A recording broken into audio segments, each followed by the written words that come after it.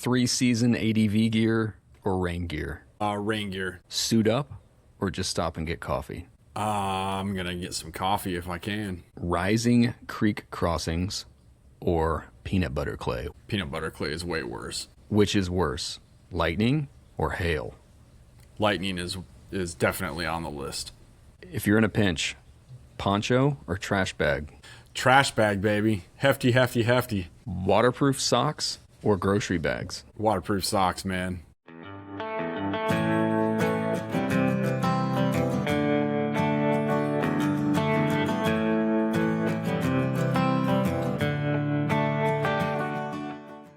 Welcome to Moto Adventure Unscripted, a weekly podcast about motorcycles, travel, outdoors, and adventure. I'm your host, Drew Faulkner. Mark joins me again today as we talk about riding in the rain, but not something that you would hear on other podcasts. They might talk about rain gear and traction and tires and whatnot, but we're talking about both on-road and off-road. And when things start to go sideways, what are the things that you should do? As usual, we want to hear from you, the listeners. Hit us with email, motoadvr@gmail.com, or even better, leave comments here on Spotify. Wherever you're listening, grab your beverage of choice, turn it up, and we hope you enjoy the show.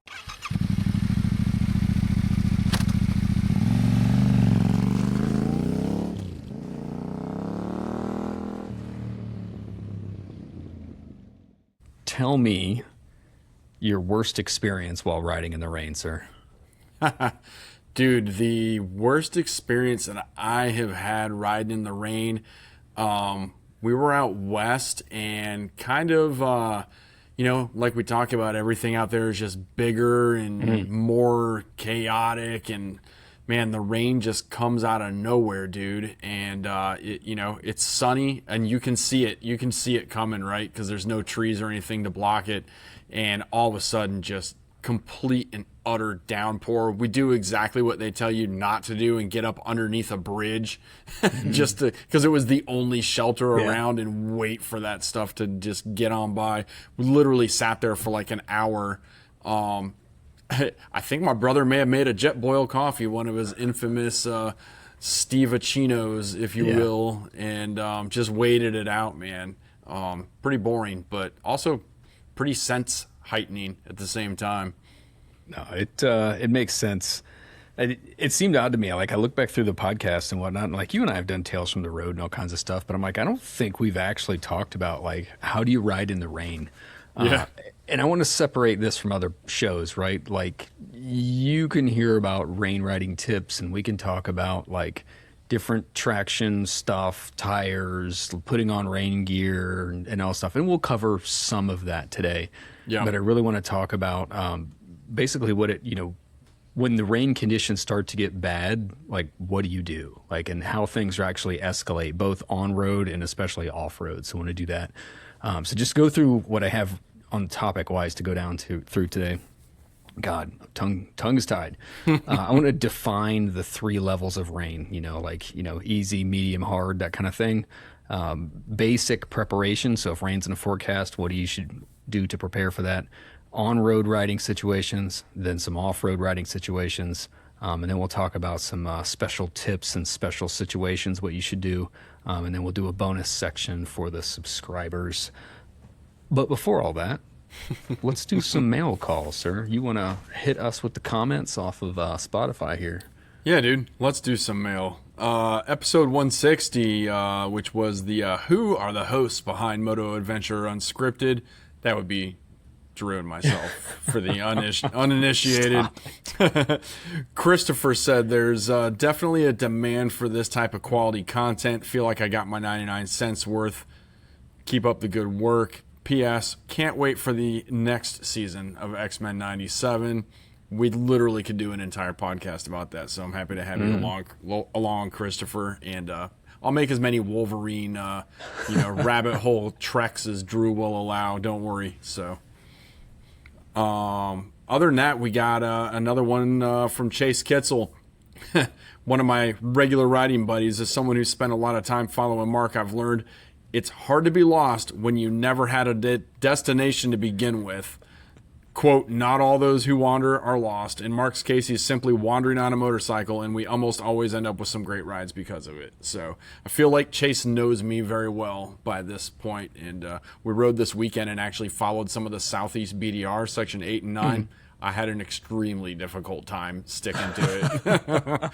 I mean, extremely difficult time. So, yeah, I appreciate those comments, you guys. And you got an email to read.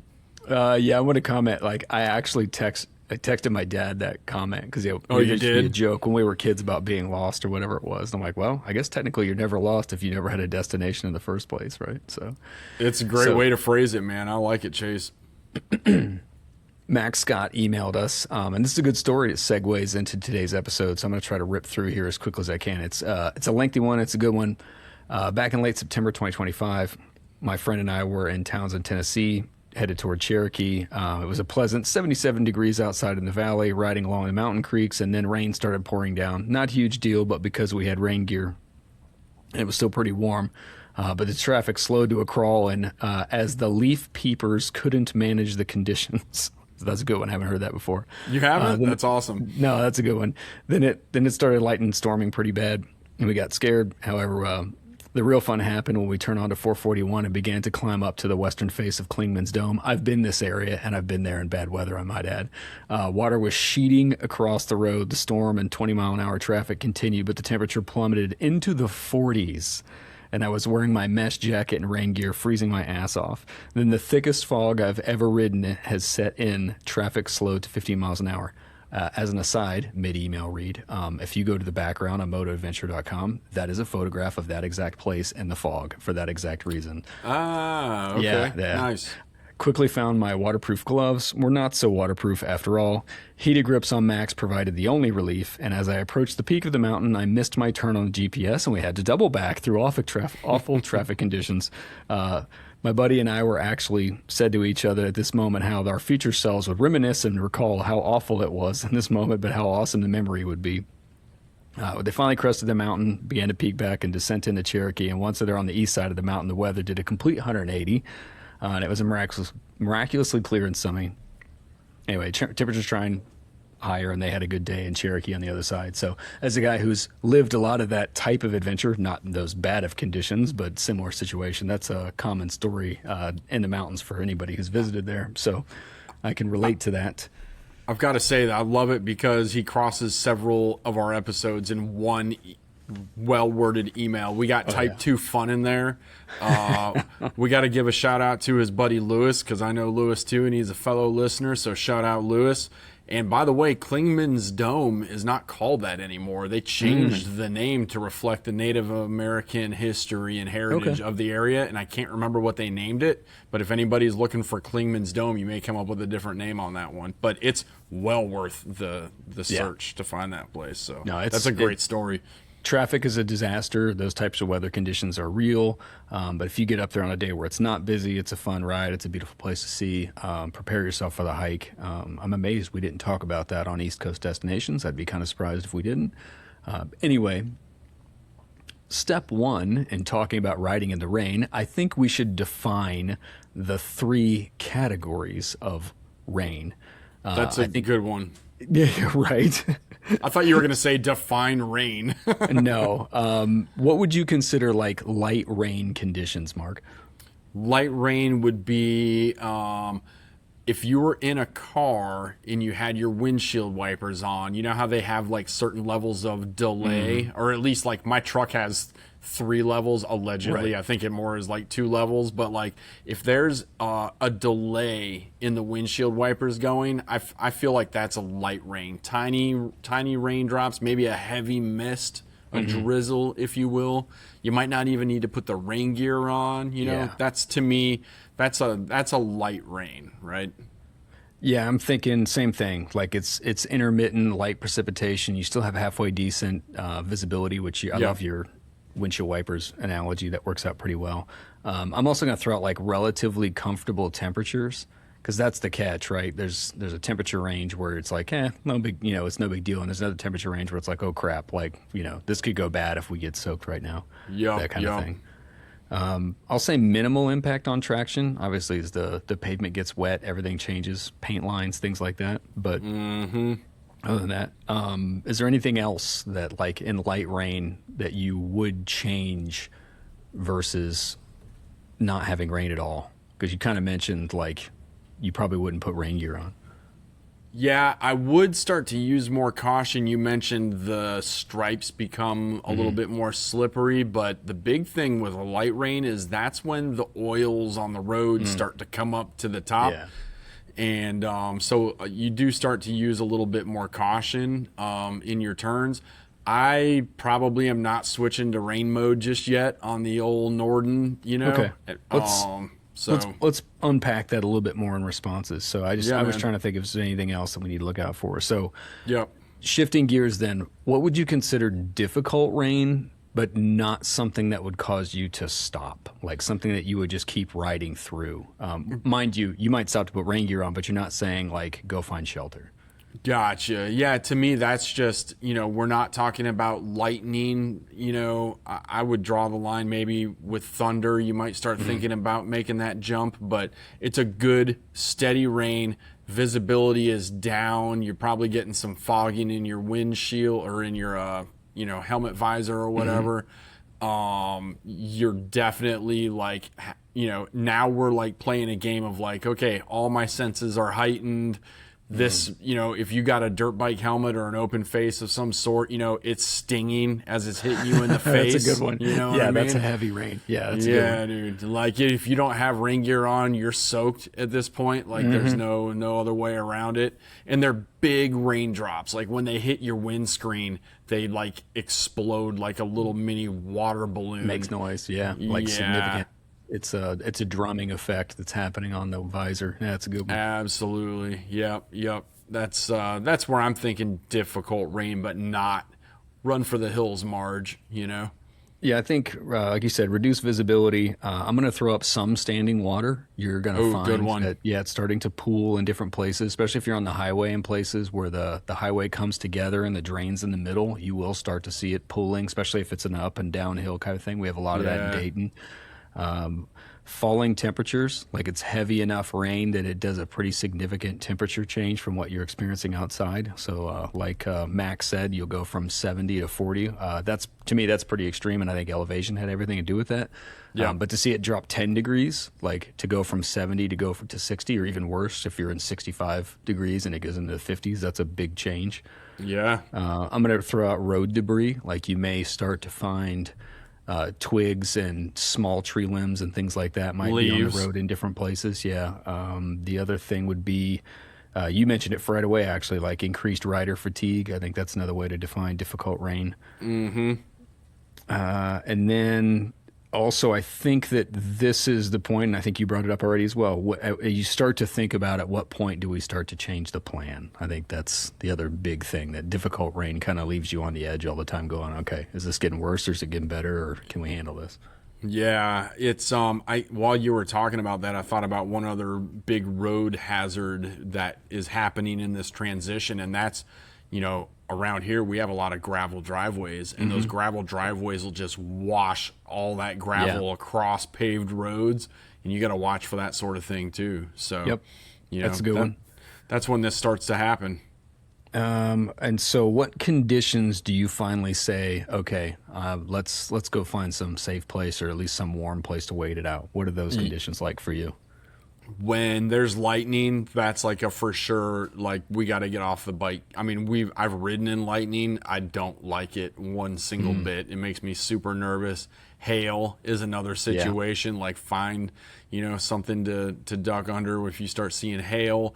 If it's raining so hard that you can't see, 10 feet in front of you or whatever number you're comfortable with, it's time to pop off. And it's not so much about visibility in front of you even, it's really about visibility behind you. I mean, these cars are, man, I get so nervous about being on whatever, a freeway or even a busier road, and it's pouring rain and people don't see you, they come up on you or they hydroplane into you, It's getting darker now, real dark, because it's in storms and high winds, right? Yeah. So those, I think, are some of the things where I'm going, okay, it's time to check out and let's take a break.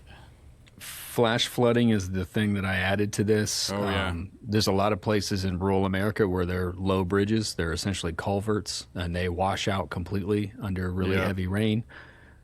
You already mentioned rapidly deteriorating conditions.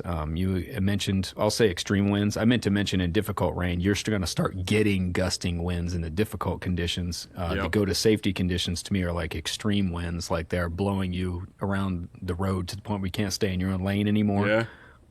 Falling tree limbs is the other thing I added to this. Like you begin to see, 4-6 inch tree limbs laying on the road. You may have to be going around them already at this stage. Like things are coming unglued pretty quickly.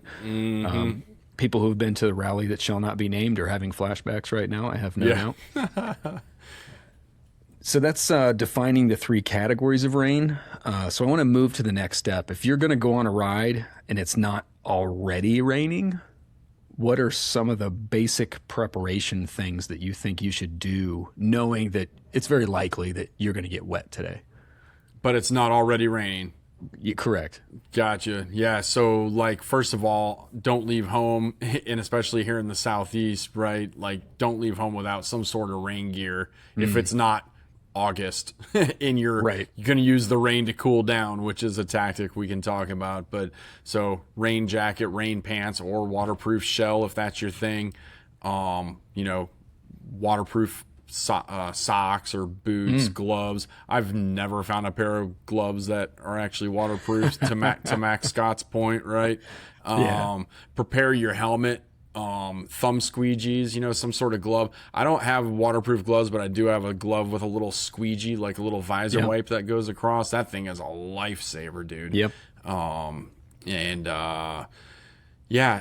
Anti-fog spray in your shield. Like my Arai XD, it is the worst helmet for fogging up, and I have to ride with it cracked. So if it rains with the Arai, I'm getting wet, man. My helmet's getting wet. I got to flip it up. But a little bit of like, that cat crap stuff or some sort of anti-fog treatment, before you go. Don't forget your eyeglasses if you're a spectacles wearer, such as myself. So, and then basic safety checks of your bike, right? Like, let's make sure that, your headlights work, your hazards work if you have hazards, your blinkers, I actually, when I used to not have a car, I would carry a high-vis vest, just like a cheapo construction worker vest. Dude, I would keep it in my bag at all times, and if it was real bad, I would throw that joker on, as dorky as it was. Yeah. So, just prepare. Make sure your bike's in good working order. Dude, the last thing you want to do is be on the side of the road in the freaking pouring rain doing a mechanical that should have been taken care of. That's a good point. In the safety of your garage. You know what I mean? I think you hit everything that I would have recommended. The only other piece is make sure you have some way to waterproof your electronics or your phone. Ooh, like yes. Even if, some people don't want to do rain gear, but it's like, make sure you got a dry bag of some kind to put your phone and maybe your wallet, in case you got, something paper that's important in your wallet. These days, most of us have plastic cards, but I have a few paper documents that I have to carry for different things. My insurance cards are paper, so it's like, I have that stuff. Yep. The other thing is probably you might want to have a better understanding of the route and ideally better understanding of weather over the next couple hours to include where you're going, not just where you left from. Total fact, man. And to your point about electronics, this is where, phone navigation versus GPS, dedicated GPS comes into play too. So make sure your device is ready to go. If you're rocking a phone and that connection's not waterproof, make sure your batteries are charged. Make sure you're ready to go. So. Yeah, I think we'll unpack a lot more stuff about this toward the end on tips and special situations. And you and I will tell some war stories, quite a few on the way here. I have no doubt that's the case. But I just wanted to cover the basics first. In this case, there's a couple different ways we can split this up, but honestly, I want to do on-road. So let's go through the 3 different conditions on-road, and then we'll switch and do the 3 different conditions off-road, because to me, they're very different experience. But that's the thing about dual sport and adventure. That's like you live in both places, and some of these things are better in one and worse in the other, and so on and so forth. I like it. For light rain, on the pavement, like we said before, good visibility, relatively predictable pavement traction. It's, you know, it's not, you're not miserable yet. What are some of the things that you do if you're out riding and you get into a light rain situation? You know, it's greatly seasonal dependent, right? Like if it's, let's just say most people are going to ride when it's pretty nice outside anyway. So let's just, maybe for the argument's sake, we go, this isn't like a winter discussion, but maybe a spring, summer, fall discussion. You know, if it's a light rain, man, I get torn. Like I feel like I always throw my range. I'm a layered guy, so I'm wearing a mesh jacket and then a rain shell over it. I feel like every time I put the rain gear on, I start sweating and then I'm wet from sweat. And like, you know, even my buddy Chase even made fun of us because he just got wet the other day when it started raining, you know, light rain. And he was like, this actually feels pretty good. So, you know, I don't know that there's a lot of gear decisions to make unless you just can't stand being wet. I'm almost of the mind now where I'm just going to be wet for a little bit if it's decent outside and it doesn't look like it's going to rain like all day long, like with maybe one of these pop-up showers, rain for a couple hours, and then just deal with it, you know? Yeah, I think that's kind of the tactic I'm taking. I mean, how do you feel about that? I pretty much look the same way. I think one of the keynotes I wrote down here was like, if light rain starts or I expect it soon, I'm usually like reorganizing stuff in my side bag to make sure that I've got like the jacket first so I can put the jacket on, then I can put the pants on. So, you know, when things are going good, the rain gear tends to work its way to the bottom of the luggage. So I might reorganize the way that is so I can get a hold of it. If you're wearing 3-season gear, or whatever they call that, laminate, you know, waterproof, integrated waterproof gear, whatever. It's like you start zipping up vents and stuff like that. Like, hey, you know, light rain. These are perfect for light rain, right? It's now comfortable and I can close the vents and I stay dry. It's great. Yep, totally. That is a benefit to having the waterproof shell. You barely have to get off the bike. So I use, what is it, S100 plastics cleaner. It has a marginal, like Rain-X style, you know, response. It doesn't last very long. I think anybody who's listened to this episode, and I don't want to go into the weeds about it yet, but Rain-X doesn't work very well on motorcycle visors, but to some degree it helps kind of keep the bugs off and stuff. So I might get that out and clean my visor right away because there's nothing worse than the rain getting really heavy and you got a bunch of bugs on your visor and you go to wipe it so you can see you've just streaked everything across and you get, So it's like, let's clean the visor while this all still works and the rag is still dry. I'm shocked you ever have a bug on your visor without stopping to wipe it off. So I was just say, Mark has ridden with me. He knows I'm obsessive compulsive about cleaning my visor. It's a real thing. I'm trying to think if there's anything else other than I think that's it. So no, I think that really gathering your phone, your wallet, your electronics, making sure that stuff is dry. To your point, that's probably the biggest thing. It's like, oh, all right, let's make sure all this stuff is in a good, safe place. All right, so the next thing is like, how does your behavior change? And you kind of hinted at it earlier. Like we've talked about some of the things we do to prepare, but like, how does your riding behavior change in light rain? In light rain, you know, like I was talking about, the oils of the road, they start coming to the surface, right? And so you do have to kind of, you know, I'm not going to just go like full throttle around turns. Like I'm not, you know, I have friends that still go pretty quick in a light rain. I'm not one of them. I do slow down a bit more in a light rain just because I get nervous about that kind of thing. Watching out for like wet tar snakes, wet stripe. Dude, you hit a wet stripe, or even if you come up to a stop sign or a stoplight and you put your foot down on that white paint, man, that stuff is slippery, especially if you're wearing like a motocross or enduro boot, you know, that doesn't have much traction anyway. So, man, be careful about that sort of thing. That's the biggest thing that I'm doing. I'm slowing down just a little bit, not a ton, but definitely being mindful that conditions are changing. Yeah, the other thing I would throw out with that is at this point I start watching for deer and wildlife a little heavier because normally I'm not worried about it nearly as much in the midday. it's usually a morning evening thing, but for whatever Yeah. reason, man, when it rains, you've created those dusk style conditions. And I tend to see more wildlife. And so it's the same thing. It's slowing down and really increasing the scanning, because I'm afraid I'm going to, eat a deer. Dude, I see like turtles. Turtles will start coming out, and you're like, I don't know why turtles are always like, I'm gonna cross that road. Like, dude, you're a turtle. That's not. Just Yeah. stay over there, man. There's nothing over there that's not over there. I promise you. So yeah, watching out for that's a great point, man. You covered most of the basics, and I think anybody who's talked about riding the rain's like, yep, check that box, got it, slow down. Yep.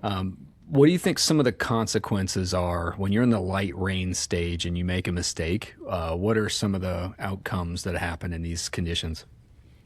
Well, I mean, you could crash your motorcycle for one thing. I mean, if you're going into a turn a little too hot and hit that stripe on the side of the road, or an oil patch. Yeah. I mean, you low side your bike easy. Super easy. It's funny you said that, because it actually makes me think of the first time I remember hitting the paint was riding the Dragon in the rain on my cruiser, and it scared the shit out of me. I did not crash, but that was one of the first times that I ever experienced that, where the rear tire just wound up really fast and it stepped out on me and was like, okay, I'm not enjoying this. I better relax a little bit. The amount of times I've hit the Dragon in the rain, it seems like half the times I've been on the Dragon. I don't know why, but it's always raining there. It is an experience. If you've not experienced the Dragon in the rain, I recommend you do it, because traffic is not typically a problem at that hour. So and you will feel alive. Yeah, you will enjoy it a lot And more. you get some good views, because over the lake you get some good fog and steam coming off of Lake Santitla and all that stuff, dude. It rarely rains all day. It's usually a couple hours and it moves on, and then it gets hot. So you get some pretty cool effects that way. Anyway. All right, difficult rain on the pavement. So we're getting into a much more miserable stage of riding in the rain. Debatable, but okay. We defined the conditions before, right? Heavy rain, reduced visibility, potentially standing water, maybe a temperature drop, and maybe heavy traffic. We didn't talk about that, but that's because I commute a lot and I get caught in the weather, and that's usually my biggest fears. I'm not really worried about rain. It is the really heavy traffic. So that's what I would call difficult rain conditions.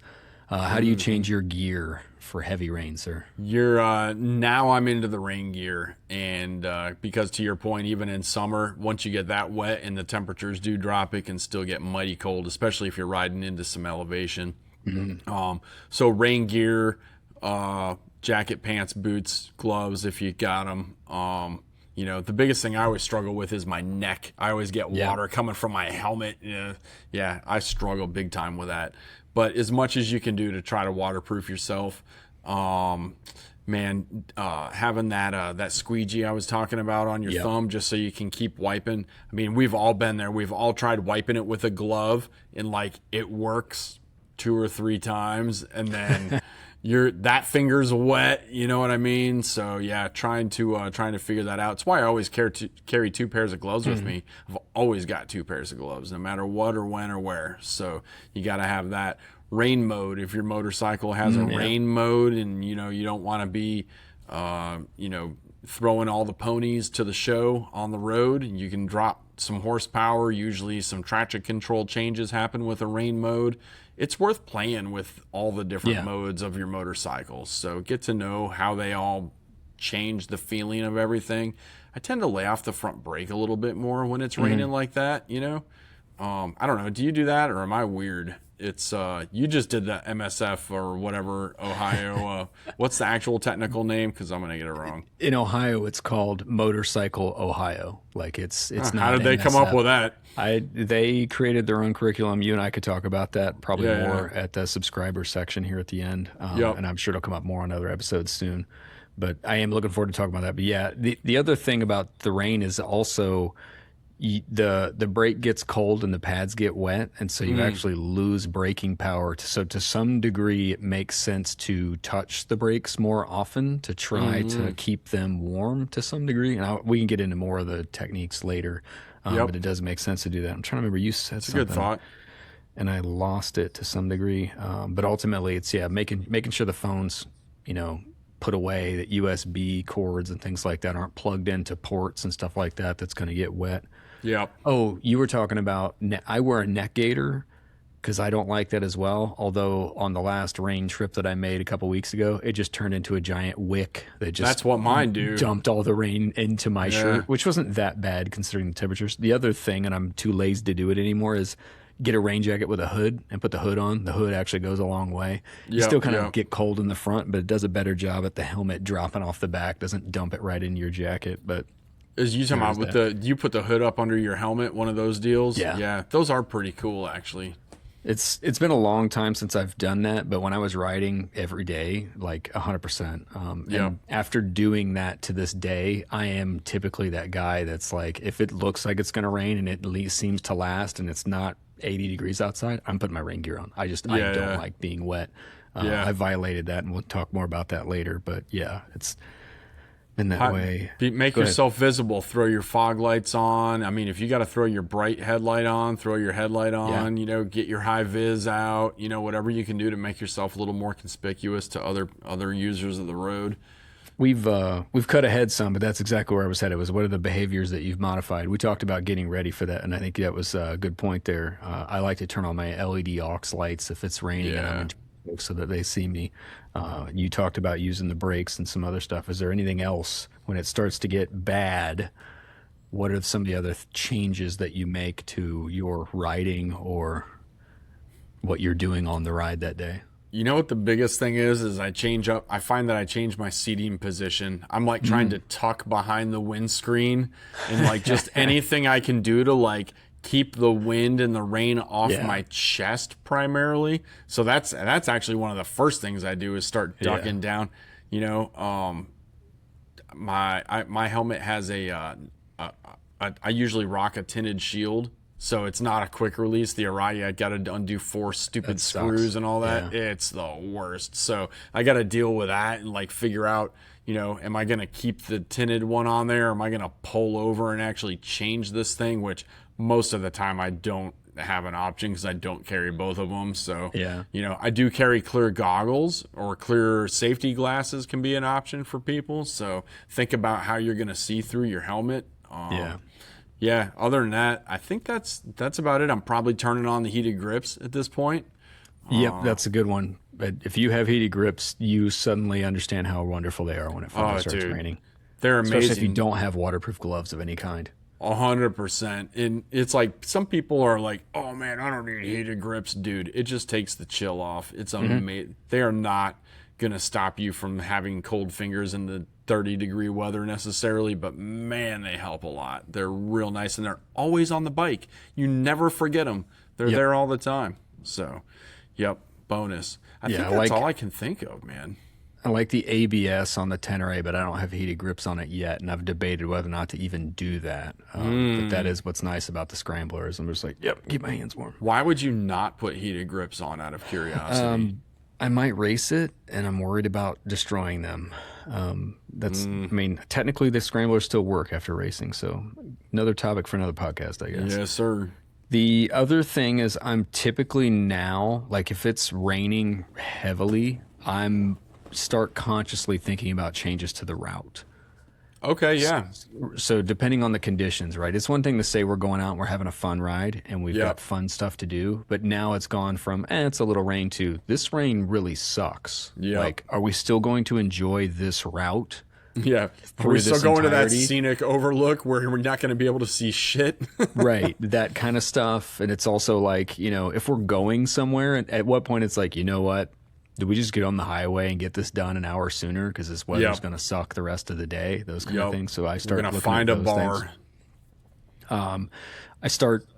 I may or may not start stopping for like gas or a break a little bit more often, just because your awareness is like happening so much, you're starting to get fatigue. And I'm definitely, especially if I'm in rural America, like I'm paying more attention for like if I'm going to need to stop somewhere, like and the other piece of that is, if you need to stop and check the weather somewhere, then you have to find some place that you can get under cover in a public place so you can pull your phone out, and you have to do it where it's going to have cell service. So these things are running in my mind more now. This is one of my favorite topics. So when we're ready to talk about where you pull over, I can't wait for this part, dude, because I love this part. All right, so here it comes. The situation has moved from difficult to very potentially unsafe, or if factually unsafe. So we're now in hazardous, unsafe conditions. So I'm suggesting that we're in a situation where there might be lightning, it might be hailing, there may be some flooding, severe winds, extremely low visibility, heavy rain to the point where you can't see. So what are the behavior changes? So how do you change your riding in this particular situation? Well, we're definitely slowing down at this point, right? Like, I mean, you might be going to a crawl. So Yeah. it becomes one of those situations where safety aside, you're going so slow that it might be faster and more efficient to find a place to pull over and just let whatever's coming through move on through and then resume your ride. You know what I'm saying? You ever had to make that decision? Like, we're going 20 miles an hour and I should be going 80. This is brutal, dude. Yeah, I'm trying to think of a situation that's like that because ironically, where I'm usually that exact situation. It happened 2 weeks ago. So we'll unpack that here a little bit. Yeah, no, that's exactly what happened in that situation. Yeah, I have stopped prioritizing progress, find substantial shelter. So I have two different sections here, highway versus rural roads. So regarding the highway, where do you like to stop, sir, if you've been riding on the highway and it gets dangerous? If you're on the highway, there is nowhere to stop. I mean, I have stopped under a bridge before, and like, I think by now everybody's seen the videos of like, first of all, let me preface this. I lived in Omaha, Nebraska as a kid. I've seen literal funnel clouds and like tornadoes go through places, and like, I've seen all that stuff, right? Everybody's seen the video where all those people are on a highway and they like slam under an overpass and they're like up in the, up in the crevice, and they're like, any weather, guru would tell you that's absolutely the wrong thing to do. But when you're on the middle of the road and you're riding through Oklahoma, there's maybe nowhere else to go. Right. And so the inclination to do that is incredibly high. It's also incredibly dangerous. So if you can get off the freeway, get off the freeway, man. Get off the highway. Just find some sort of shelter and get off that big road. So I listed here because of that reason, because that's it. It's like you have to find an exit, ideally. If you get lucky, if you catch a rest area. But yeah, gas stations, truck stops, rest areas. If it's off the highway, you're probably going to find hotels. Maybe you get lucky and find restaurants. And then I had the same note, like overpasses, but only stop under an overpass as kind of an emergency. That actually happened to me this year. I think it's the first time I've ever technically stopped on an overpass. It was a few weeks ago for the byway ride, and it was like 50 some degrees outside, and we were headed into pretty significant rain. I was like, we have to put rain gear on right now or we'll freeze. Like we have another hour of the highway to go. Dang. So I was like, we just had to pull over under an underpass and just start putting stuff on. And it's extremely dangerous to do it because it's raining and people don't see, and people get target fixation and they'll look at you and then sideswipe you on the highway. So yeah. Gotta find a good spot. Like sometimes there's a guardrail you can duck behind, or I don't know. There's all kinds of places you can get off of the freeway and hide in. And I'll tell you some of my favorite ones when you're ready. But yeah, get off the highway. I'll put a note to that as well. Newer bikes also have actual hazards. So my buddy Logan was with me, and I'm like, hey, turn your hazards on. My bike doesn't do that, but yours does. So flip your hazards on while we're sitting here. Yep. So rural roads, since it sounds like that's what you want to talk about, what are your favorite places to find shelter from inclement weather, man? Oh, dude. I've hidden in so many things from weather. It's not even funny. And I really like car washes. That's a good one. Yeah, I was gonna say, remember, we're still talking pavement here, so yeah, that's a good one. Yeah, yep. Car wash, especially those quarter slot car washes, and especially if you're in rural America. I mean, dude, no one's washing their car, so when it's raining out, so you're not bothering anyone. You can usually slam 2, 3, 4 bikes in one spot. Everybody can hang out. You might not be totally dry because usually they're open on both ends. Yeah. But you're at least out of most of it, right? So car washes are a favorite of mine to watch out for. If it's after hours or like a Sunday, bank drive-throughs, because there are banks freaking everywhere. But here's the thing, like, I can't stand blocking traffic to do stuff like this. So unless it's like dire straits and I'm like, it's hailing, I'm possibly going to get injured, then I have blocked a bank teller, and like they're like, okay, we get it, you know. But I don't even like going under gas stations. If I can avoid not much cover. They're so tall, it doesn't do you much. When it's Totally raining that true. hard, you're blocking traffic and there's nowhere to hide. 100%. Yeah, and that gasoline, especially if they sell diesel, like, it's really slippery. Like, I don't like hanging out That's in a there. good point. You said earlier rest areas, so like sometimes you can luck out and get a rest area that has a lot of picnic tables with those big concrete covers over them. Like, you can do that. In the South, we have churches, dude. That's totally on my list. Is it? Yeah, 100%. They're amazing, right? Especially the churches that are in a small town, because they have a good sense of community, and they've got like a giant outdoor covered gathering spot. And we actually, my brother and I don't even know where we were, doesn't much matter.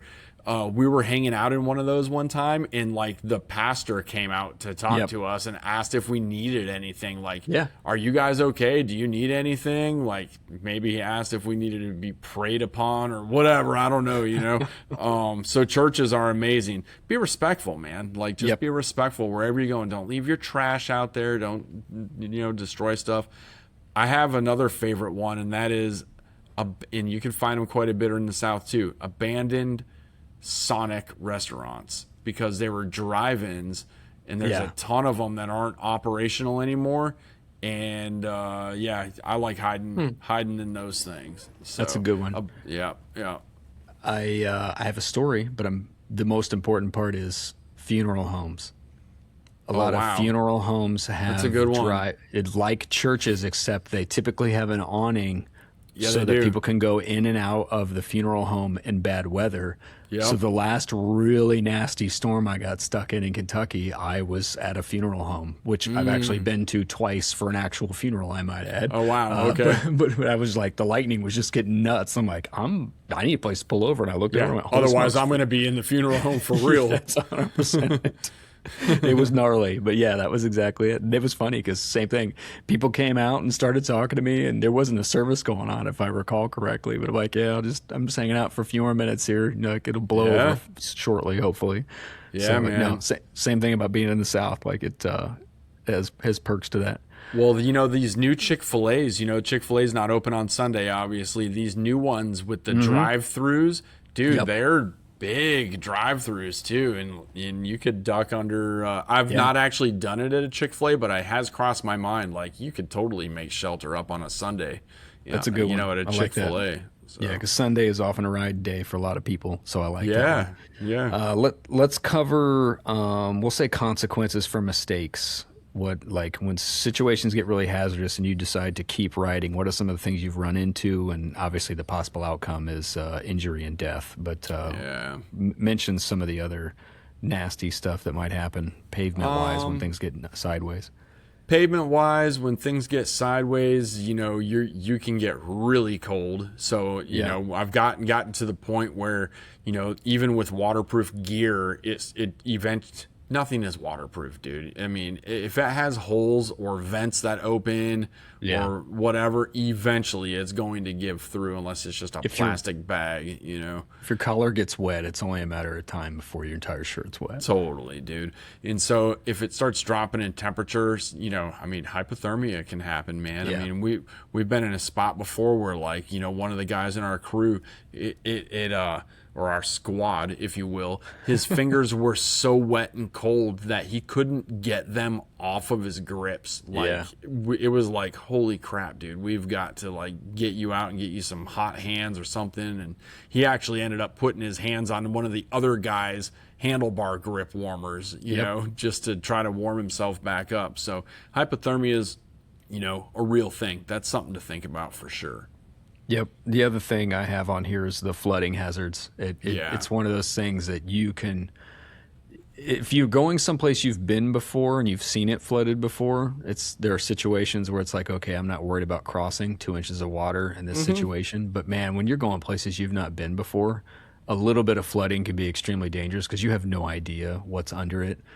So you have to be smart to not put yourself in a situation where you forced yourself that you have to go through something because you don't know where to go. That's the whole, like I said, I'm planning route changes beforehand if I can do that. Hail, I've been hailed on before. Same situation, like we gotta go find cover, and then the longer I looked at the weather, we found out that the weather that if we didn't leave, we were going to be in it longer, so we had to keep going. It came in at us in a way that it's like the longer we stay here, the worse it gets. We got to get out of here. That's a bad realization when you're like, oh, this is as good as this is going to be for the next 5 hours. We are so screwed. It's I think I told this on Tales of the Road, so I'll tell the story again. We were on 75 headed south to the Dragon. I think it was 2014, and I had a was it Cardo G4 or whatever it was, or an old Cardo, but it connected to my Galaxy, my Samsung phone. So my wife was calling me. She's like, my mom's calling me. She said there's a whole bunch of tornado warnings. We have to pull over. And so we pull over under some like underpasses. And you know how it is. Like I've been all up in the rain gear and I'm nice and dry still, but now I have to peel off the gloves and now my hands are wet and you got to, and at this point I'm like, what's going on here? And then I check the radar and I go, yeah. You know that spot back there where the wind was blowing sideways and all the leaves were going, parallel across the highway? Yeah, that's where all the warnings were, where we just rode through. And so I had to, put all that crap back on and get back on there. Side note, putting gloves back on when your hands are wet is the absolute worst thing about motorcycle riding in general. And like half of the liner pulls out of them. And, it seems like, oh, dude, it's like, wet it's like getting stuck in a completely worst. soaked T-shirt. You just can't, you can't peel it off. Yeah, the gloves are the same situation. You never get your fingers back in there all the way. You're actually wearing your grip strength out, fighting to put your fingers in there. I'm a big fan of a wet T-shirt, but a wet glove is not as good a time, dude. Yeah. And that sounds like an excellent opportunity. So let's take a commercial break here. As soon as we get back, we're going to talk about off-road experience and all these conditions. But let's pay some bills real quick. Then we'll be back and we'll talk about that. All right. Off-road experience and riding choices. So we're going to go back to the beginning again. If we're riding off-road and we experience light rain, how does that, light rain conditions, we talked about it before, how does the light rain change the conditions of an off-road ride? That makes it so much better. Especially in the adventure space with all the gravel. Like, bonus, if this isn't going to last long, especially, that's perfect. Oh, dude. It knocks the dust down, man. Mm-hmm. You get a little light rain, it knocks that dust down, and now it's like primo. It's perfect. Maybe you get a couple mud puddles you can throw the front wheel over or splash your friends in. Or we used to like wait around the next turn in a mud hole, and then like when our buddy was coming, we would just like flog the bike and and just cover the next guy in mud. I'm too old for that shit now, but back then it was hilarious. That's like the biggest thing, man. A little bit of light rain, it knocks the dust down.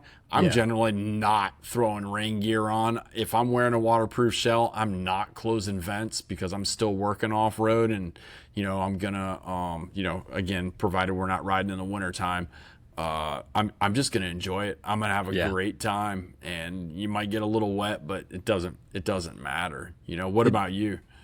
I think the sword cuts both ways. I agree completely that for the average adventure rider, myself included, that it usually improves the conditions, right? A little water in the dirt, especially water on the gravel, knocking the dust down, making the gravel stick a little bit more. It doesn't roll around quite as much as it did before. It makes the ground a little bit softer. Yep. It cuts both ways that now certain, like if you're doing limestone anywhere, it's really slippery even after light rain.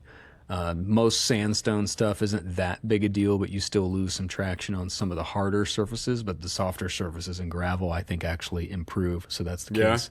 Yeah. We talked about how you change your gear and prepare for light rain. Is there anything special you do in the off-road scenario that's different from on-road for you?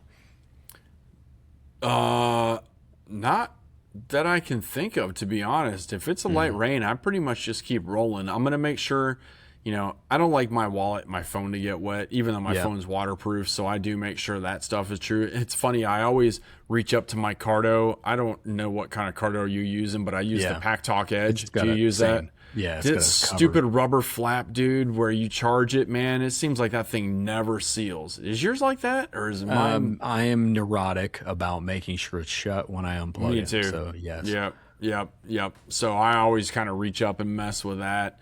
Again, I wear eyeglasses, so I do have to kind of consider the visibility is my big problem. The Arai fogs up, my glasses fog up, even in a light rain. So usually I'll throw on some goggles or something like that, just so I don't have to deal with it. But short of that, I don't do a whole lot different, man. Yeah. It's the same situation I said about road. And the road, I make sure I don't have bugs in my visor. Off-road, I'm usually cleaning the dust. There's almost always a sheen of dust on your visor or goggles. I like to clean that off because that way when the water spots start happening, it doesn't, clump up in a spot where I can't see. So I tend to clean that up a little bit because now the dust ideally is better, like you said. Or I may, I've been riding for hours and don't realize how dusty it really is until it starts getting wet, that kind of thing. You kind of mentioned riding behaviors. You start what do they call that, sliming your buddies with the mud puddles from the Well, not anymore, but when we were on thumpers and stuff, that was pretty good fun. You'd come around that mud hole and just take a face full of mud. It was as far as other modification behaviors, I'm probably going to check the weather at the first chance that we get cell phone range, because that is a thing that's probably out of service depending on where we're at. But if I can check it, I want to do it there. And actually, I think I talked a little bit about consequences for mistakes.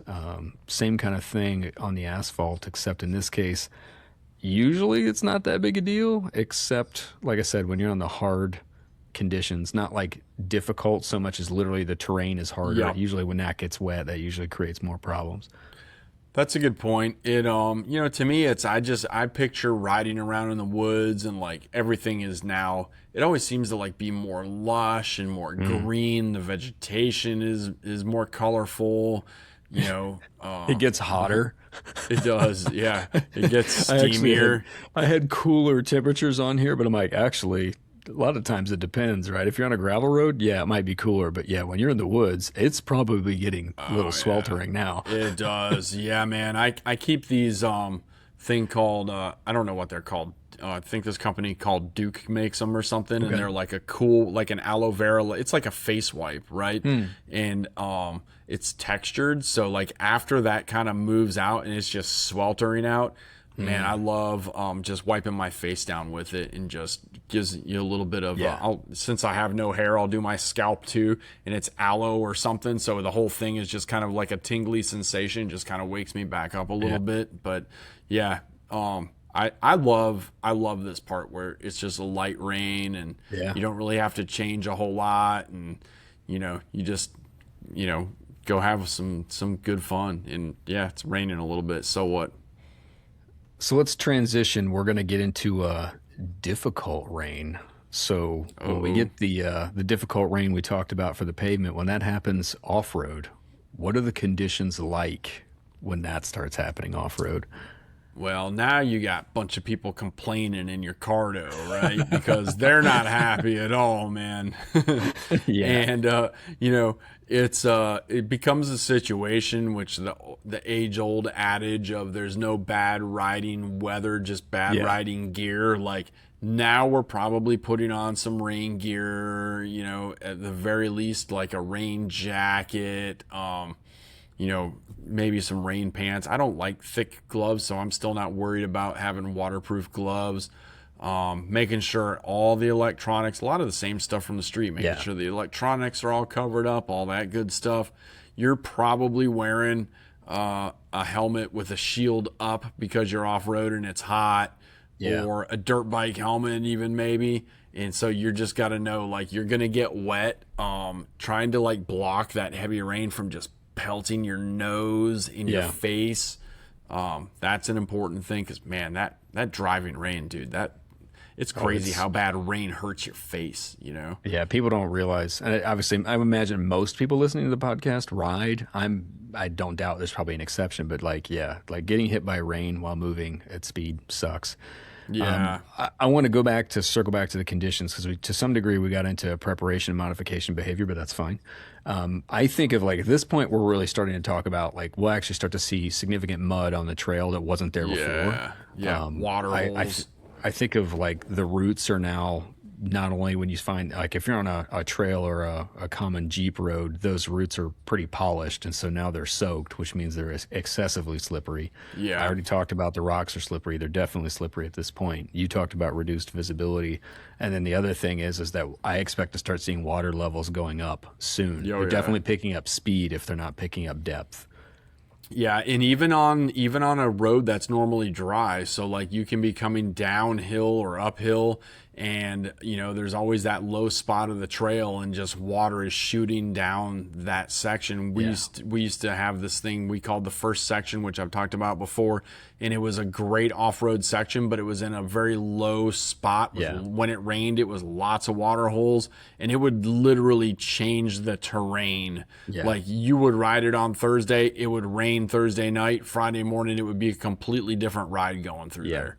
So being able to read the topography and the trail and figuring out like maybe I don't want to ride down the part where all the water is rushing down, and try to stay on the high sections. So there's some challenges to start thinking about.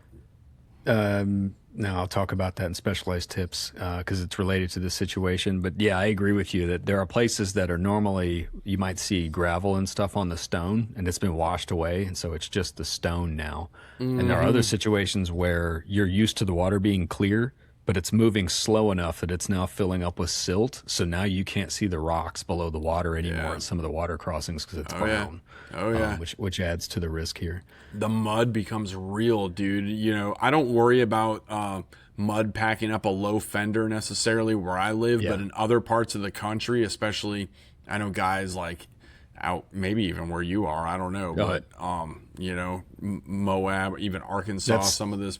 That particular topic, I was like, all right, we're going to unpack that experience in the specialized tip situation in the next chapter here. Gotcha. Yeah, that's exactly what I want to do. So many chapters. Yeah, you know me trying to put organization in here. We'll see how that goes. So we already talked about waterproof layers, goggles, and visor management, communication systems. Trying to think. So what are are there any other behavior modifications besides obviously slow down and then rider spacing is kind of a complicated one. You're very likely to get roosted by your buddy at this stage. So there's something to think about communication versus how close you're following somebody. Because people put their visors up and stuff like that when it starts getting foggy in these conditions. Absolutely. Yeah. It's, that's definitely, I've never really considered that, I guess. You and me are up front. Yeah, that's a good point. That's a good point, dude. But my crew tends to ride like fairly... We have a good feel for each other, you know what I mean? I will say this though, like I think the most important thing of this particular type of weather is attitude. Like this is going to be where you separate the men from the boys. Like if you can come into this, if you're going to have a shitty attitude, this sucks. I don't want to be doing this. Everything's wet. My boots are full of water. All my tank bag is puddled up, and this didn't actually prove to be waterproof and all this is going wrong. This is too hard.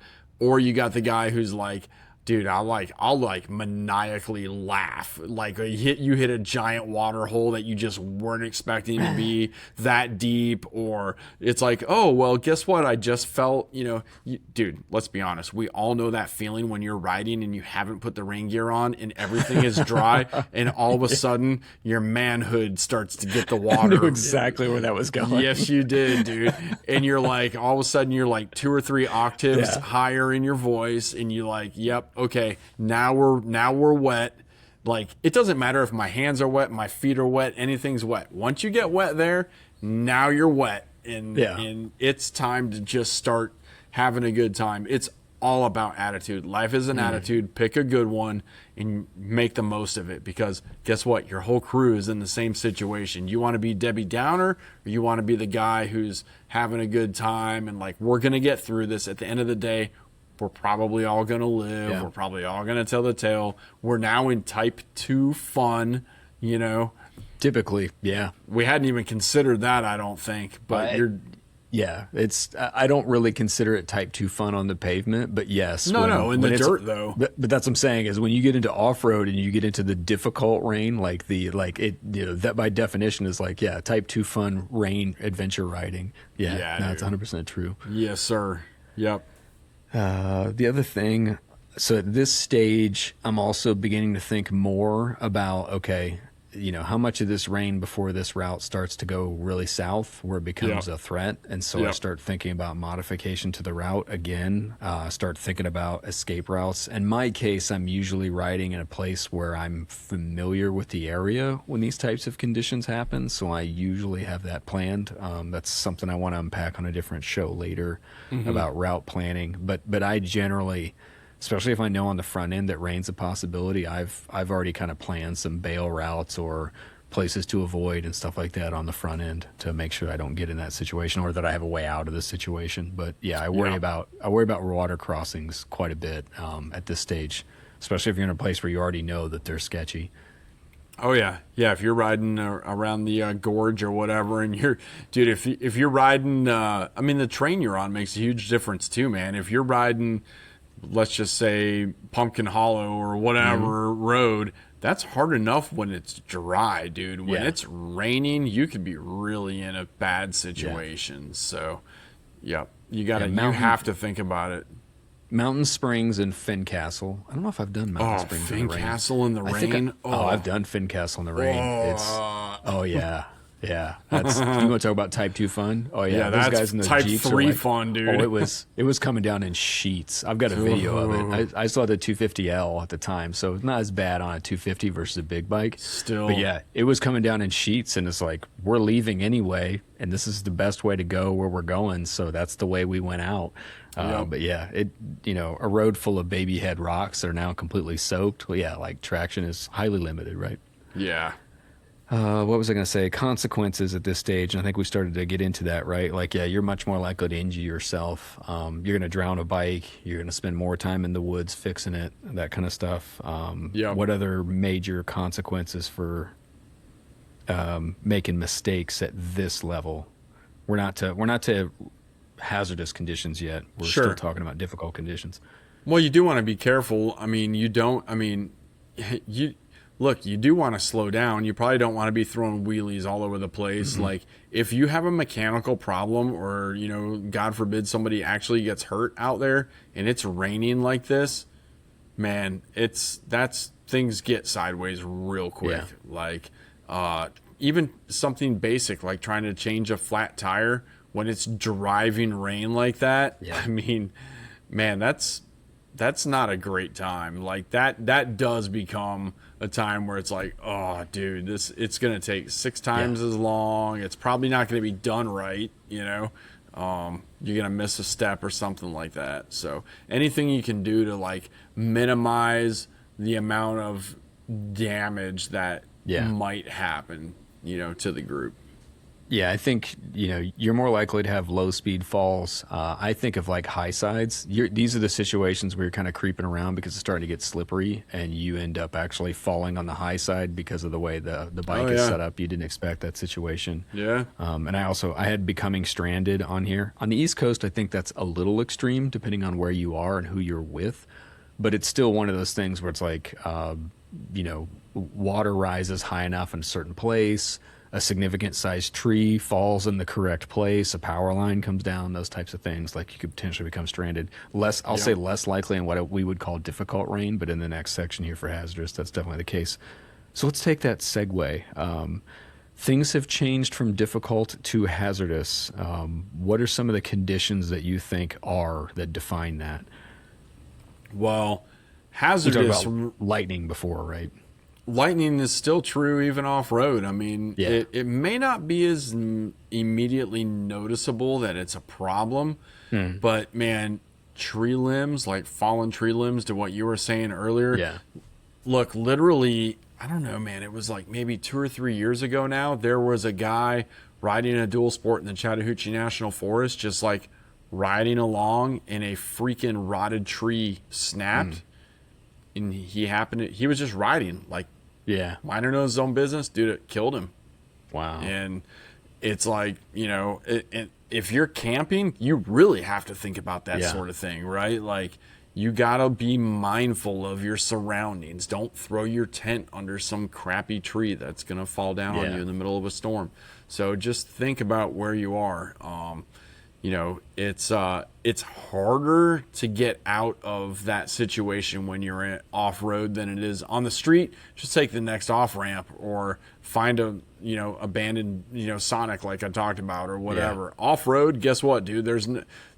You might find a church or something like that, but I can think of rare. A couple, but yes, I can too. I can too. It's pretty limited, right? So like, you got to really think about. Actually, there's been a time where we had a little tarp that we strung between two bikes and just kind of like hid underneath the tarp, just to have a break of some sort for a little while. So I think it's important to think about at this stage, especially, things have begun to get dangerous. You need to be looking for shelter, a way to get out of it. And now you're entering a space where if you don't know where you're going, don't cross an obstacle that you don't want to try to cross a second time, because now you're very likely to lose your exit. Yeah. So it's important that, if you know it's clear the other way, and especially if you know that there's a difficult obstacle up ahead, it might be better to just turn around and go back through the known exit rather than try to find something more difficult. I actually think that's what happened. Turning around, but you got to sometimes. I think that's what happened on that Walker Creek exit. I forget which way we came in that day, but if folks know, the north side can get the ledges can get so difficult. It is extremely difficult to come out through the ledges. So I think that's why we took. Yeah, I think that's why we took the rocks on that one instead, for that exact reason. Like, all right, we'll make it out of the rocks. It'll be fine. Mm-hmm. We talked about tree limbs, flash flooding, impassable mud, severe storms. So that's the conditions. We talked about a lot of the behavioral changes, and obviously I said, like, this is the point where I'm looking for shelter. If I like to plan.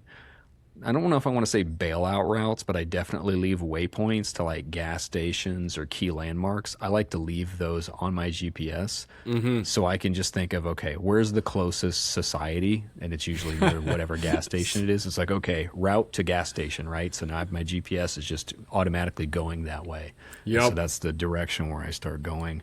Bonus, you can get some hot coffee at a gas station.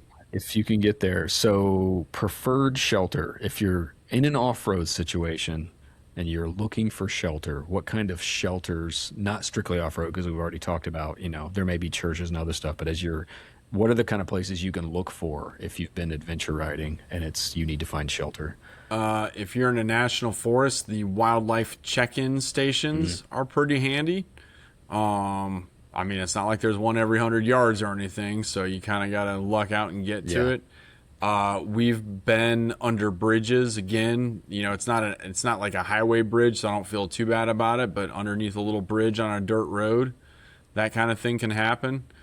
Like I said, you got a little tarp or something with you, just a backpacking tarp, string them up between two bikes and just duck under there if you need to.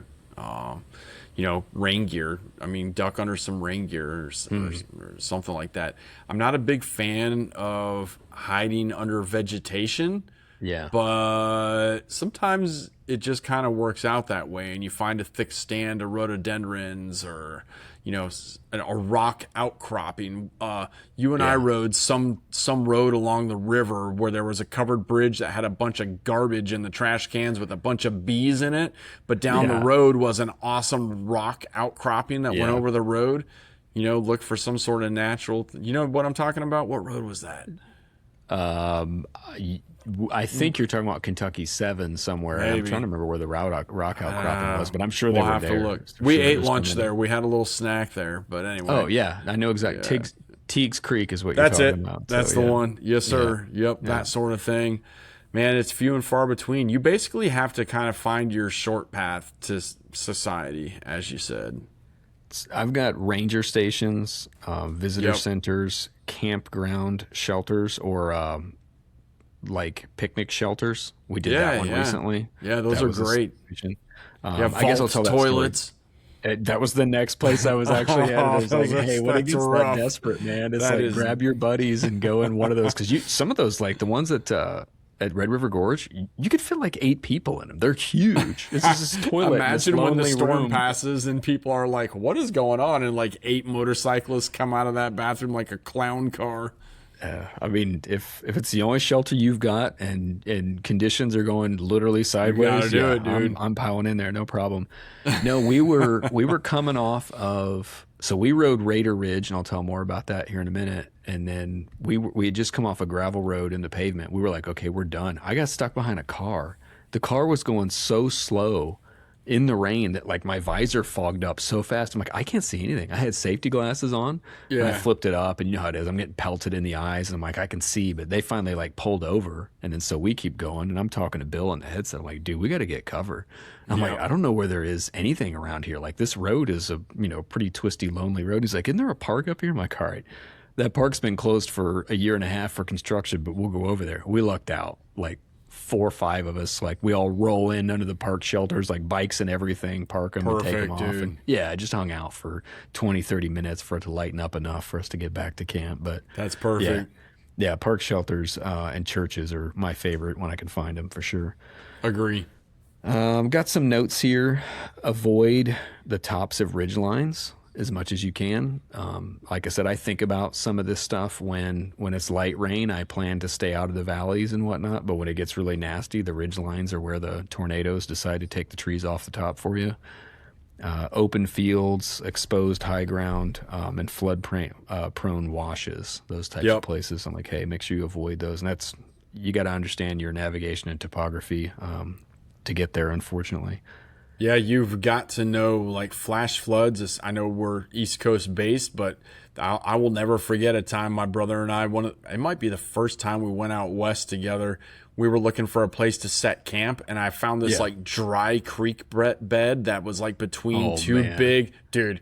It was right between two big like mountains, right? And Yeah. I was like, I rode my bike up the dry creek bed. I was like, and there was a little beach. I was like, this looks amazing, dude. And then I started thinking, we're gonna die if we camp here. So yeah, it's out west, dude. You gotta be really sure Yeah. about where you're throwing a tent on the low ground for sure. Consequences to mistakes. We talked about that before. Like this is a situation where, if you're going fast and it's slippery, you high side and go for a ride, get pummeled on something. We already talked about lightning and hail, injuries and whatnot. I worry about not only the bike being washed out, but you being washed downstream. Like those are the types of things that can happen in these off-road conditions that get Sure. like totally ridiculous at this stage.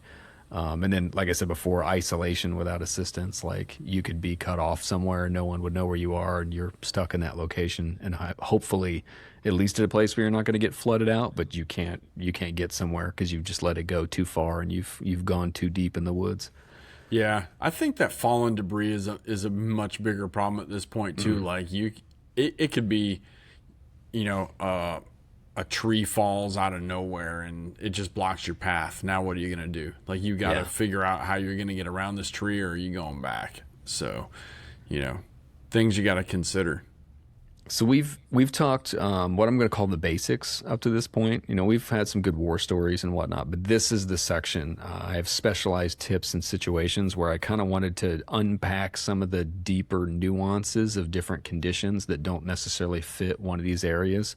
Yeah. To set the tone, I'll go first and I'll talk about something I'm very passionate about, and that's clay. Because unfortunately it's just really a facet of where I live, and you love it, hate it. If you ever watched the movie Full Metal Jacket, I always think of Drill Sergeant Hartman because that's Clay. The more you hate me, the more that you will learn. Like that's his line from the movie, and it's That's 100% awesome. true. So that same ride that we were gonna get under that shelter, right before that happened, we rode Raider Ridge.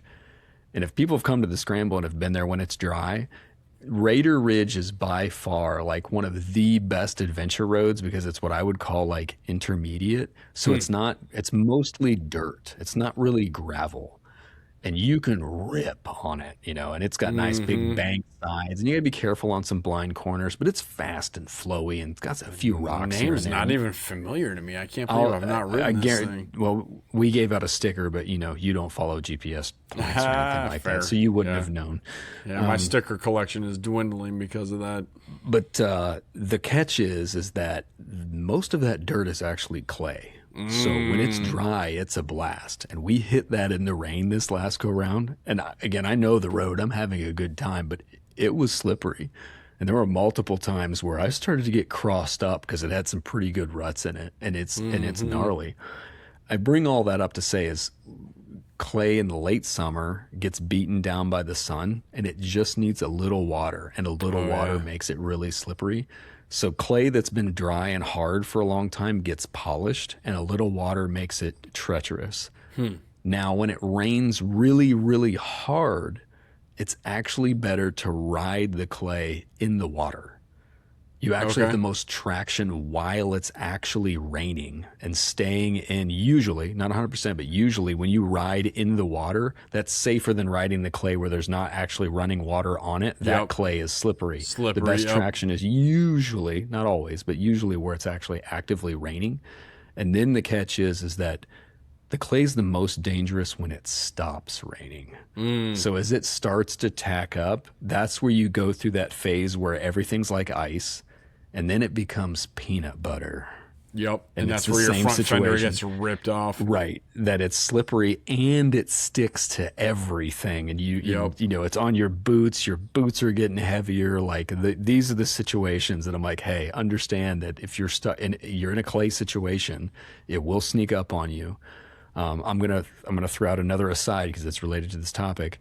A lot of the Forest Service roads have a clay base, and then all summer long, all the Jeeps and whatnot have been running on them, and they're pushing the gravel off. So when you're riding on a gravel road and it rains, now that road is actually really slippery because it's a clay base. That'll sneak up on you. But as I'm saying, the same situation happens, that when there's actively running water on it, usually you're in pretty good shape. But when that water stops, that's when it gets dangerous. So that's the first specialized tips and situations. I figure you probably have a few others there that, and you've hinted at quite a few of them. Are there some other things that you change or some conditions that you wanted to talk about?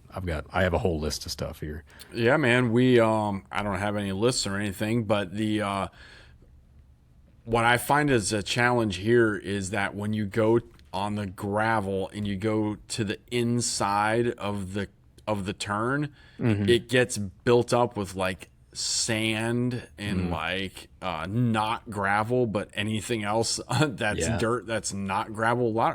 For some reason around here, it's either sediment from when they dumped the gravel and it was some of the finer particulate or what have you. And so you go to that inside turn and it's either underwater or it's kind of a sandy base to it. And then, Georgia red clay underneath it. So like everything you talked about with the clay up there, that holds true with Georgia red clay as well. I feel like it's different, but also very similar. Yeah. So, it's slippery. I mean, here we get less and less technical riding areas that we're allowed to be on, but more and more users, right? So like dirt bikes, Jeeps, quads, side-by-sides are legal here now. They get on these roads, and when they become rutted out and it's red clay and it's a little bit of rain or a lot of rain, dude, it can be an absolute nightmare. And then it doesn't quagmire. It is. That's a perfect word for it. And it doesn't drain. It'll be wet for days or weeks afterwards, It's crazy when we go through a drought and I come up on one of those areas that I'm just used to it being underwater, and you see what it looks like when it's dried up, and it's like there's like the Jeep guys love throwing sticks and freaking logs and shit in there to try to get traction. And you pull up on it and you're like, my God, like what happened here? It looks like the nothing or the swamp where, the never ending story's horse died or whatever, So it's, the terrain definitely can change very, very quickly. And you've got to I don't know, develop good terrain reading habits, if that makes sense. Am I expressing that right? Yeah, it's I don't expect the average person to get into it, right? Like, I mean, the average motorcyclist wants to ride when it's sunny and 70, and so do I. Like, I totally get that. Yeah, me too. It was racing that really taught me the traction identification, especially in the rain. 2021, we raced in the rain for at least half the season. Like, some of the craziest stories I have of riding a motorcycle in the rain are racing in Kentucky at the Holler. Like, that place is mean when it's wet. Like, it's extremely angry. Yeah. And that's where I picked up this stuff. That, like I said, when you think rain, you think mud and this, that, and the other. And it's like, you'd be surprised for how long the rain itself isn't the problem. It's when it stops raining. That's when suddenly finding traction becomes very difficult. Yeah. So that's why I said that's that tip. Well, I'd rather ride in 70 degree and sunny too. But if you didn't ride in the rain, you would never ride in the South. Right. Well, and that was the point that I meant to make. I got hung up in the details there, but if you get a chance to go ride off road in the rain just to practice, you know, you got a place that's close to home, or you're going to go on a weekend and it starts to look like it's going to rain and you don't want to adventure ride. It's like, well, you know, if you've got a dual sport, get a cabin and go anyway, right? Because you can at least come home and get in your cabin and get a warm shower and a warm meal and enjoy the weather, and you don't have to be miserable all day. But any experience you can get with riding in the rain in a relatively known place, I want to recommend that, like, known place that you've been before, to get some practice in, because it'll make you a better rider just when it's damp, like just after the rain, 2 or 3 days ago. It'll help. We went riding a couple weeks ago, just because we'd been trying to ride. Like, it's like every weekend we're like, let's go ride. Like, we got PMS, man. Let's go ride. We gotta go. But it kept raining, and every weekend we were put, forget it. Let's not go, dude. There was finally a weekend where it was like, you know what? Enough. Like, I know it's raining, but we're going anyway. Yeah. And it did. It changed the entire dynamic of the ride. It changed the terrain. It changed the topography. It makes basic Forest Service roads more interesting, which I'm a huge 100%. Fan of, Yes. And so I enjoyed it. But at the end of the day, like, we were going to be home by like 2 or 3 o'clock, and then you can pull all your wet crap off and dry it out. And, I think wet camping is something we need to touch on. That's what I was going to say is, when you end up having to go back to a tent and you're completely soaked, that's does suck. Worst. But if you've got a cabin or your friend's got an RV or whatever else it is, it's like, it's amazing. Dry clothes make that whole situation, especially if you have the ability to dry your boots, or at least, dry your jacket and stuff. That's better. I still haven't bought those travel boot dryers that somebody recommended a year ago. Dude, they're on my Safari saved list. I'm buying them sometime. I just haven't got there yet. Let me pivot to a marginally different topic, but I think it's relevant. So my T7, you have to turn the ABS off when you're stopped. Yeah, and you have to stop to turn it back on. It's stupid, but it's real. So on a dry day, I typically just ride with the ABS off all day, right? Like, once I've turned it off, I just leave it off. Yeah. But in these types of conditions, especially if I'm going back on the asphalt in some like hilly, twisty pavement, I usually turn the ABS back on. Yeah. Like, that's a thing that I think about in this case. If you have a bike like mine, that's the older school tech. That's a change that I make in these conditions. You have to stop to turn it back on also? It's so Japanese. It's so stupid. It's so Japanese. There is a guy that makes a switch for that, right? I keep telling Chase he needs to do it too. For $100 more, right? I mean, just for $100 more, we can get you the best thing for your bike. Just another $100. Dude, it's just money. You can't be buried with it, man. Yeah, it's always something else. Let me pivot to one more thing, and I'll ask you what else, what other stuff you have. Like I said, I have a list. I have fog and visor management on here. We talked about some of that stuff. We did not talk about pin lock, but I have talked about it on other episodes, and I think it matters in this case. It does. This is a good case for pin lock visor, and it's complicated. Like I said, specialized situations. I don't like to use my pin lock when I'm riding off-road because you're getting a bunch of dirt and dust in your helmet.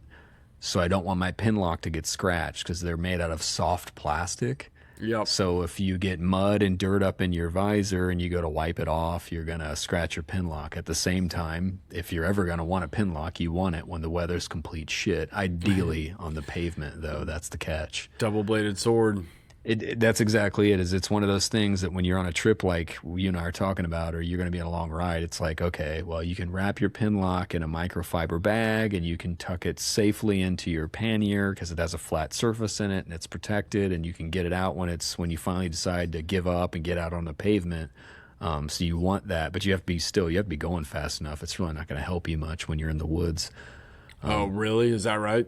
I've actually never found success with one, so.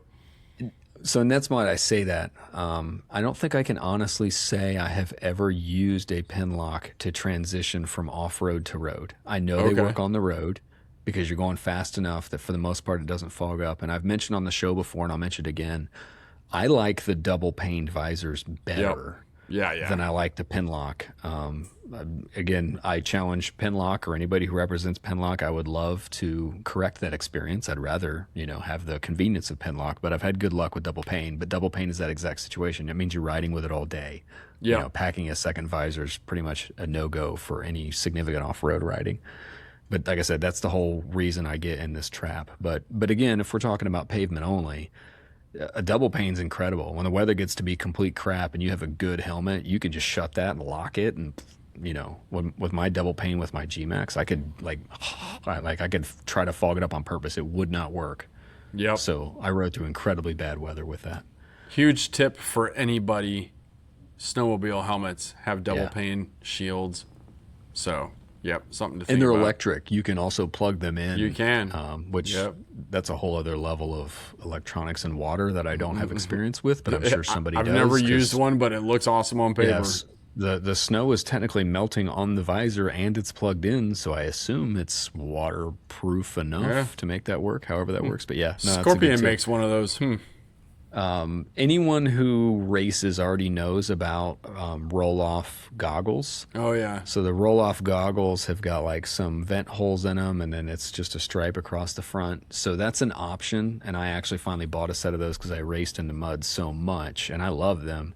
You can also get double-paned goggles. Same situation applies. Like, they do work, but you still need to carry enough pace that doesn't happen. And I think that's really the biggest challenge is you have to go fast enough in the off-road situation that when it's, the temperatures we're out there right now, like it's 80 and just absolutely swampy right now. If you're in the woods in these conditions, like it's getting to be complete shit. So I'm just riding without goggles. But I knew a couple weeks ago I was riding in the rain. Like it was a matter of fact it was happening. Yep. So I packed safety glasses. I put safety glasses in a microfiber bag. I stuffed them in a pocket. And I'm like, it's only a matter of time before I have to wear these because it's the only fog resistant, and they still fogged up. We're still in a situation where we stopped a bunch of times and they fogged up. I have taken the foam out of goggles and ripped them out of the top, ripped the foam out to create airflow. Airflow is the name of the game. If you get airflow, you get no fog. So. Yeah, that is the catch in both pavement and off-road. You have to carry enough momentum to keep the visor clear so you can see and then protect your eyes from the rain. And if you don't, you end up stopping and waiting and whatever else. Yep. You got some other specialized tips and stuff, or do I need to keep ripping here? Why don't you rip for a minute? Go ahead. Group riding in the rain. We've already talked about the pavement for the most part. Definitely staggered and spaced. And we didn't really talk about whether or not you ride in the wheel troughs created by traffic and heavy rain. That's another thing I try to be careful with on the highway, that I try to ride where other people are driving because they've kind of temporarily moved standing water out of the way. Yep. Taking some of that oil with them too. Remind me to circle back to tires because it's relevant to that piece of conversation. But off-road, to me, it's spacing off-road. I don't think people understand. If you're used to riding in a group that's experienced with off-road in the rain or in wet conditions, you're probably fine. Yeah. But if you're with a bunch of people who aren't used to it, there's only a matter of time before they get stuck and they hold open the throttle and you get painted with whatever conditions you're in right now. Rocks, mud, clay, who knows what. Yep. So understand where you are within proximity of the rear wheel of your buddy that's in front of you. You'll thank me later. Yeah. Well, when we went on that ride a couple weeks ago, and it was funny. I was leading as I do, and my two buddies, Chase and Tyler, were behind me, and we went. I came up on this section that was downhill in the Georgia red clay. It was soaking wet, and it was slippery, man. It was slippery as snot, and I just thought they were behind me, and so I slipped and slid the whole way down. I got to the end. And, like, we're pretty good about turning around and making sure the next guy is good. And, like, I want to take a picture, quite frankly, and whatever. Dude, they hadn't even started yet. Like, they were waiting for me to get all the way to the bottom to see if I was dead or if I was going to die when I got to the bottom. And once I survived and they saw that it was a livable type of situation, okay, we're going to proceed and go forward, right? Yeah. It's, dude, if you're not sure, let the more experienced guy go and show you, the right way. It's just smart. It's smart. You got to be smart. Yeah, it's also confidence building, right? When you send somebody up over an obstacle and they make it, you feel a lot more confident about how it's going to go. When somebody isn't as strong and they don't make it, the whole group is like, I don't know about this. So, yeah, that's definitely a thing. Valid. Let me talk about adventure tires. What I learned riding my motorcycle every single day was I was amazed by how much ability a halfway decent set of 50/50 adventure tires is at treading through water. Yeah. Because there's a lot of room. The water can go anywhere. So if you're riding 90/10 motorcycle tires, like there's not a lot of places for the water to go. But when you're riding more aggressive knobbies, yes, they're knobbies and you don't have the stopping power, but you can go through a lot of puddles without as much of a problem because there's tons of places for that water to go by comparison. So that helps. I also want to mention that I always think of Tusk tires because I run Tusk tires all the time. Tusk and some Shinko tires are really cold-blooded. So your traction is not good in the rain, especially when it's really cold. Yep. If you've not been riding hard, so the tires are already not warm and now they're being washed off with cold water, like they're really cold-blooded. You've lost a lot of grip both in acceleration and deceleration, so you have to think about that. So any tire that you've bought that you bought for longevity, or in this case, we'll say budget, so to speak, those tires are probably cold-blooded, so be very careful with them. I think of the inverse of that. I used to run Anarchy 3s.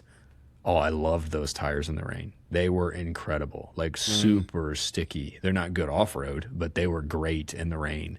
And there's some other ones I'm sure that are. I actually wonder how is the Anarchy Wild in the rain because they're radials and they're relatively soft. They don't last as long. TKC 80s have that reputation. Yeah. I ran the K60 Rangers, which were a lot softer than the Scouts. I tend to like those for the most part. I didn't do them a lot in wet weather, but all that to say that's like, hey, if you have a really hard compound, they will suck in the rain, but if they're aggressive, they'll handle standing water halfway decent. So I stopped running the Tusk D Sport on my 1090 when I literally slid through a stop sign in the rain because it just locked up the rear, just slid through the intersection, and I had never had that happen on any other tire ever. So yeah, I'm glad when you started talking about this, I was like, I hope he's going to talk about compound. I hope he's going to talk about compound. It's if your tire is going to last 5,000 or 6,000 miles on an adventure tire, it probably isn't going to be good on the wet. Wet pavements. Kinda Big Block was the other one I ran into on that. I had that on the Himalayan. Oh God, I got rained on. I had that bike for a month and I got rained on for 3 weekends out of that month. The first weekend was beautiful and hot. Every other weekend I got wet in one shape or another. That story of hiding in the rain from the funeral home, that was on the Himalayan. Oh, was it? Nice. Yeah, it was like it was crazy how the weather was when I had that bike. But that's it. I came down from Chimney Top Rock after getting some great video of the fog coming up and all the other stuff, and I hit some tar snakes or something, and the back end of that bike was all over the place. It scared the bejesus out of me. So yeah, I kind of creeped home real slow because I was in the rain most of the way home, and I was like, yeah, I don't trust this rear tire at all. At least the front tire was good, but the back tire scared the crap out of me. Yeah, that sucks. When your confidence is shot on something like that, it's hard to regain it. Yeah. Another point I wanted to make is tire pressure, and this applies to people who don't ride off road or are even on the pavement. So think about like track days. They tell people to lower their tire pressure, like not extremely, but because lower pressure means the tire gets hotter. Hotter tires typically mean a little bit better grip. Obviously, you've got the contact patch gets bigger and you get better grip.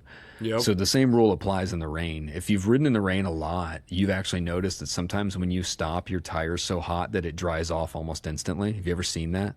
Mm-hmm.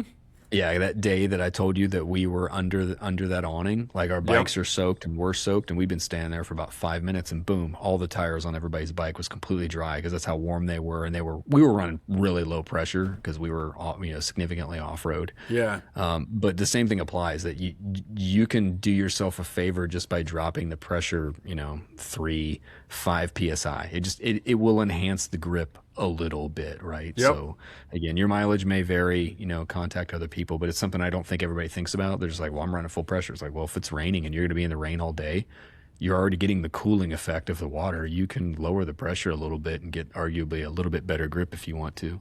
I'm not a big adjust the tire pressure guy throughout the day guy, but I did drop them when it was raining a couple weeks ago because I was just, my whatever 28 or 29, 30 psi wasn't cutting it, and dropped it to like 26, and it does make a big difference.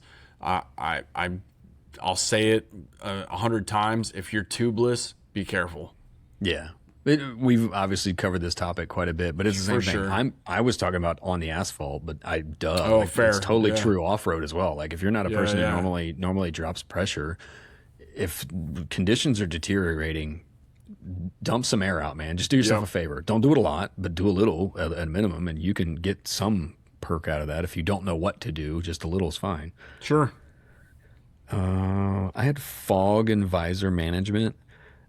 That's another thing I don't think everybody realizes. I think that was talking mostly about the visor, but also fog itself. We'd only talked about rain, but fog actually fogs up your visor and your windscreen and everything else a lot more than you would realize it would. So like you said about gloves, like if you don't have a rain glove with a squeegee, or some of the gloves actually have the felt on that finger now to kind of help with that. Those are kind of nice. Yep. It's worth having those on a foggy morning because the exact same thing happens. And it's weird because it sneaks up on you. Like all of a sudden you're like, I can't see. And you're like freaking out because you think you're in the fog. And it's like, no, that's just how much fog you've been through. And it's finally clouded up your visor. That's Arrow Stitch makes a little squeegee that fits over any glove. That's a good one.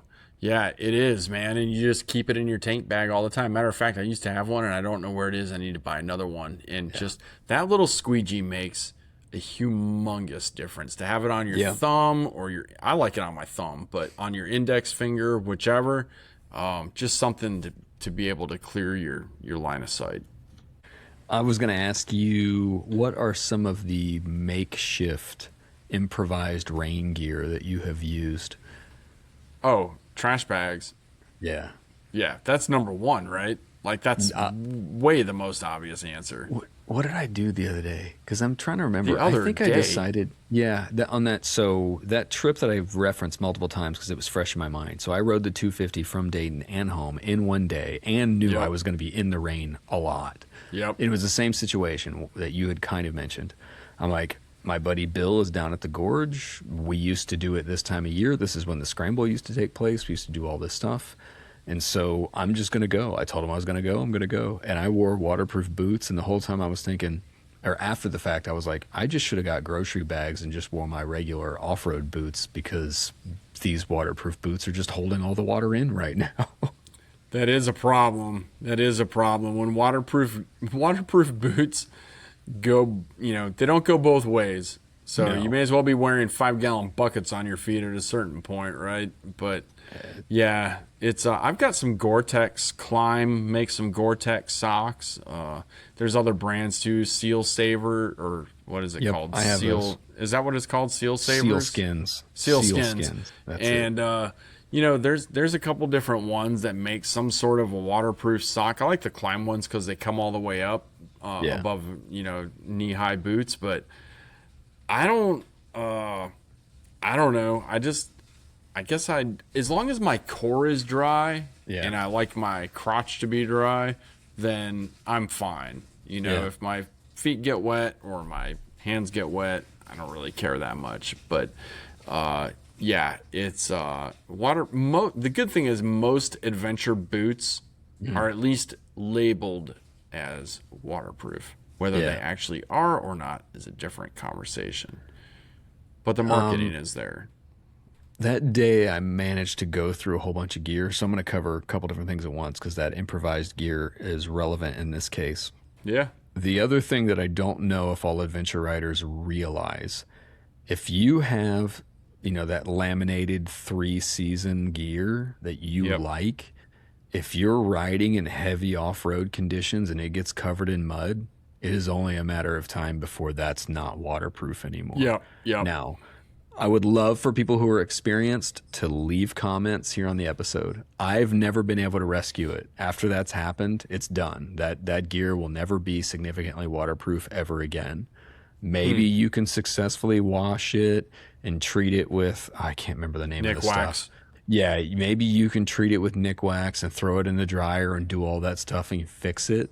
I've never had luck with that. So I just throw that out as a warning that it's like, hey, understand that if you're going to do what we've suggested and go out and ride in that stuff on purpose, that you're only so many mud rides into that stuff not being waterproof anymore. My boots are a spitting example of that. Every pair of waterproof boots I've ever had is not waterproof with rapid succession. Yeah. I don't even know why they keep trying to make waterproof boots. To me, it's just not. It's just not going to happen. And honestly, my feet roast when I'm riding 99% of the time. Having I actually look for boots that aren't waterproof. Yeah. And if it's going to rain, I'll throw those Gore-Tex socks on, which, by the way, I've never even used. I mean, I have them, but I just get wet. I do like the waterproof socks, but the same thing's happened to me. Those stop being waterproof for the exact same conditions because that dirt gets into the boot, then your sock's pressing against the boot, and then you're messing that up. They do trap the heat in really well, so my feet are not cold, even though they might feel wet, but they're not cold. So I especially like them in the winter. Like when I'm doing a November ride off-road, I definitely put those on because that keeps the cold water out of my feet, and it keeps my feet warm, even if they're getting damp. So there's that. I will say those Gore-Tex socks, they tell you that you need to wear some sort of like a cotton sock and then put those Gore-Tex socks over that sock. So it's not meant to be the primary sock. Don't think about it as a sock. Think about it as a boot liner. I'll have to think about that. I'll have to try that out. That's what they say to do with the Gore-Tex ones. Maybe that's it, is that my feet can't breathe, and it's actually just all the sweat. Maybe that's what it is. Could be. I've thought that before, especially because I wore them when it's warm. Yep. But I said all that before, like I'm in a situation right now where I'm about due to replace some gear, and so I'm trying to find the right gear to wear, but that's the issue. So much stuff has become waterproof because I would rather wear textile gear and pack rain gear, especially if I'm going off-road, because most rain gear is like legit. It's not like tarpaulin, but it's that kind of material. It's meant to be non-permeable. Yep. So I'm not worried about the dirt from the road messing it up. Now, you will rash it against, the side of your bike and scratch up your bike and scratch the rain gear, and it will wear out eventually. But at least I'm going to be dry, and it'll last longer. So that's why I pack that and I ride with that stuff. So that's something to think about. Also, what you said about boots being wet, on my dual sports, especially my 350 when I still had it, when I raced it, that exhaust was so hot that once the boot became completely soaked and it was stuck in it, the boot would warm up and it's like almost boiling in the boot. So think about that. Steaming it like some broccoli. Think about that as well, because I'm not the first person that I've heard that. Other people have said to me, like, oh my God, why is my right foot really hot? And it's like, well, it's next to that exhaust, and that exhaust heat is, the water in your boot is conductive. It's right against your skin. So as you're starting to heat up and boil that water on the outside of your boot, it's working its way through to your skin, man. I never thought about it actually boiling like a chicken. I was squeezing the bike so tight while racing. There were multiple times I had to like lift my foot off the bike, like, what the hell is wrong? And then it dawned on me, there's a gap in the exhaust on the 350 right at a spot that's next to the boot. One of my boots is actually discolored from the exhaust in that space because a little air can leak there in that expansion joint. It's Yep. aftermarket. We can have a big conversation about that, but it's like, that's it. As there's literally hot air blowing directly on my boot. And now that my feet are completely soaked and they're stuck inside the boot, it's going to boil the water. It's Oh not man. good. Yeah, that's So no fun. somebody listening right now has probably experienced that before. I think we should probably talk about maybe when turning around is the best decision. And I wanted to talk about hypothermia just a little bit, and then riding at night. Those are the last three things that I really wanted to unpack, and then we can, tell war stories for the subscribers. Sure. Have you ridden in the rain at night? Yeah. Many sucks. times. What Yeah. are your key tips to successfully ride in the rain at night? Because it's probably one of the most miserable experiences. Oh man, is there a key tip to riding at night? It's all about visibility for me. Yeah. So if you've got auxiliary lights, run the Yeah. auxiliary lights. If you've got brights, other road users be damned. I'm running my brights. I'm sorry. I'm that guy. A lot of times the fog, or if you have a scratched shield, oh man, Oh, my you're God. screwed, dude. That's Pin where those locks double suck in the panes. dark. I was about to say the Yep. pin locks suck at night. The double Yes. panes are tough. I have terrible night vision anyway, so I'm one of those that sees like stars. Yep. When lights hit me. I definitely have to go slower. Visibility, so that cheap, construction workers high vis vests that I've talked about before, just throw it on. Anything you can do to make yourself stand out. Honestly, dude, I love night riding, and I kind of love riding in the rain. I don't love both of them. Oh, it's and miserable. I will really try to avoid that scenario if I can. I think that's a pretty tough situation to find yourself in.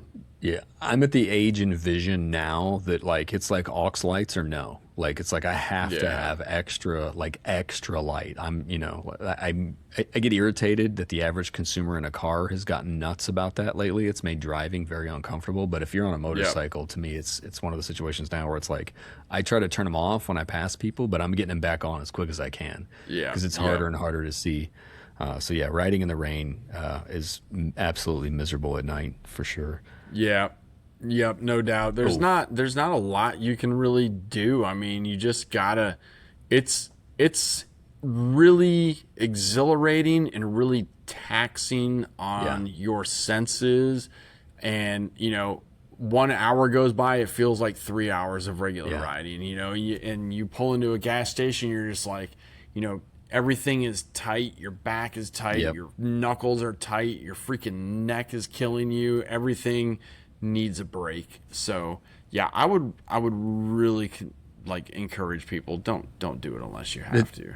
One last point about that. You have to be very careful that when you stop in the dark, you always have to worry about in the dark, but especially in the rain, you're going to end up unzipping your jacket to reach in and grab your phone and do different things, and you're going to drop stuff and you're going to forget to zip things back up. So definitely use your buddies to check your buddies and have them check you to make sure that your gear's all square before you take off again. Like I've left and I'm like, how my jacket's been open, like wide open, my rain jacket for the past hour. Like no wonder my shirt feels wet. Like It's like it's dark, you don't notice it. It's like the only time in a man's life where it's acceptable to have another man zip you up, right? Where it's like, hey, can you zip up my vents for me? Yeah, sure, no problem, dude. You have to be super methodical, because at that point it's like, look, once I do this, I don't want to break the seal, so I need to do all this stuff. So do that situation if you can.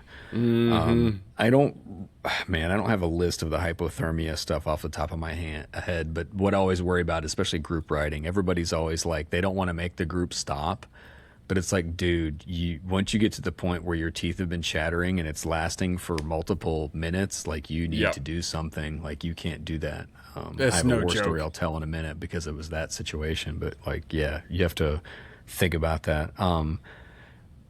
an interesting thing is riding the dual sport. The exhaust is like right up by the fender, and now that I have an aftermarket on my T7, they're both that way. So if you don't have heated grips and your hands are getting cold, I use the throttle lock, and I can just reach my hand behind me and get my throttle hand warm, and I can hold the throttle and I can switch position. I think you saw me doing that when you and I rode Probably. together. Yeah, So it's you an can age-old do that. trick. Same thing. My 250, I've got a throttle lock that I move from the T7 to my 250, and I can do the exact same thing. But if you have to pull over and stop and just let the bike idle and warm up your hands because you have nothing else, do it. Like that. These are silly things. That's not quite hypothermia, but it's the same situation. But yeah, Tuck your hands gotta behind stay your dry. hand guards. Yeah, Like get them up close to your hand guards and keep the wind and the rain, off your fingertips.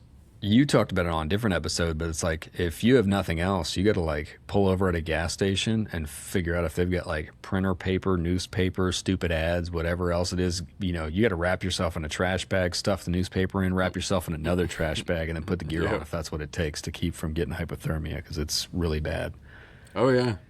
Yeah, I think it's probably stuff like I don't think it's slurred speech, but it's definitely like slow reaction time. People start not necessarily realizing where they are. Obviously, you see that they've got blue lips.